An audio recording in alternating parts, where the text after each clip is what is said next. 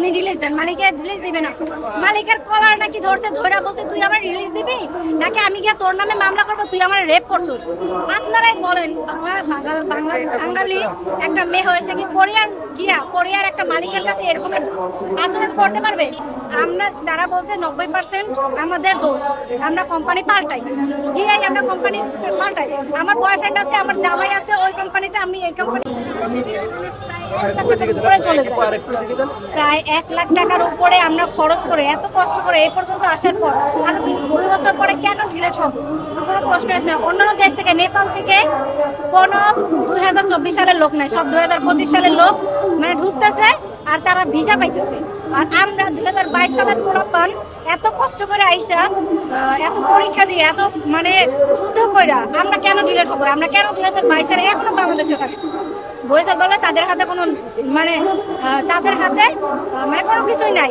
তাদের হাতে অবশ্যই আছে যে আমাদের ফাইলটা কোম্পানির কাছে প্রেরণ করা। ভাই, এখানে বয়সের বলছে যদি 1000 কর্মী কোরিয়ান মালিকেরা নেয়, সেই ক্ষেত্রে 3000 লোক তাদের সিভি দিতে হবে।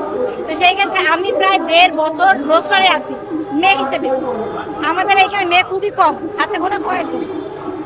আমি 1.5 বছর আসি।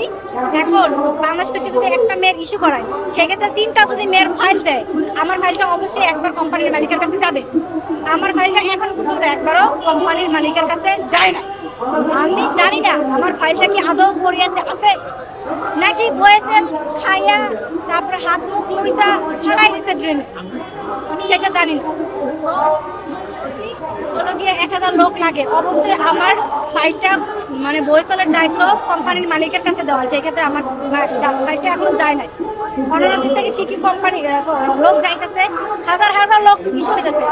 আমরা বর্তমানে 17,000 লোক রোস্টারে আছি, আরো 6-7,000 লোক মানে মেডিকেলে করবে, ওরা মেডিকেল করে ঢুকবে, প্রায় 21,000 উপরে লোক। সেই ক্ষেত্রে আমাদের বছরে 5টা ইস্যু হয়। 5টা ইস্যুতে যদি আপনি 5,000 করে ধরেন, তাহলে বছরে 5,000, 2 বছর আমাদের টাইম দেয়, 2 বছরে 10,000 লোক যায়। আমরা রোস্টারে আছি 20,000, আমাদের মেয়াদ দিচ্ছেন আপনি 2000, আমরা তো এমনিতেও 10,000 ডিলেট হয়ে যাব। সেই ক্ষেত্রে আমাদের 1000ও ভাই ইস্যু হয় না। আমাদের এবার ইস্যু হয়েছে 300।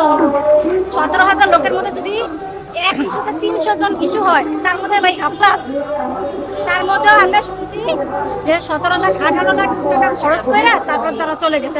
কিভাবে বুঝতেন যে 300 জন লোক বয়সাল থেকেই গেছে? এটাও তো ইয়া না। তা আমাদের, তারা যদি তাদের দায়িত্ব যদি না করতে পারে, তারা অবশ্যই পদত্যাগ করবে। যারা দায়িত্বে আসতে পারবে তারা বলে তাদের কোনো হাত নাই, তাদের এখানে 1%ও কোনো কিছু করার নাই। তবে তোমাদের যেহেতু কোনো কিছু করার নাই, তোমরা পদত্যাগ করো, যে করতে পারবে সে চেয়ারে থাকবে। তারা বলছে 90% আমাদের দোষ, আমরা কোম্পানি পাল্টাই, গিয়াই আমরা কোম্পানি পাল্টাই।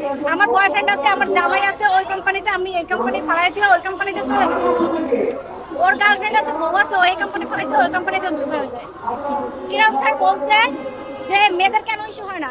কারণ মেয়েরা তুমি গেছো, প্রেম করছো, প্রেম করে তুমি এই কোম্পানি থেকে, তোমার বয়ফ্রেন্ড থেকে ওই কোম্পানিতে, তুমি বলছো আমি আমার বয়ফ্রেন্ডের কাছে যাবো, মালিক আপনি রিলিজ দেন, মালিকের রিলিজ দিবে না। মালিকের কলার নাকি ধরছে, ধরা বলছে তুই আমার রিলিজ দিবি নাকি আমি গিয়ে তোর নামে মামলা করবো, তুই আমার রেপ করছিস। আপনারাই বলেন, বাঙালি একটা মেয়ে হয়েছে কি কোরিয়ার একটা মালিকের কাছে এরকম আচরণ করতে পারবে? আমরা তো ভাই এরকম কোনো কিছু শুনি না। তার মন করা গল্প বললেই তো ভাই হবে না।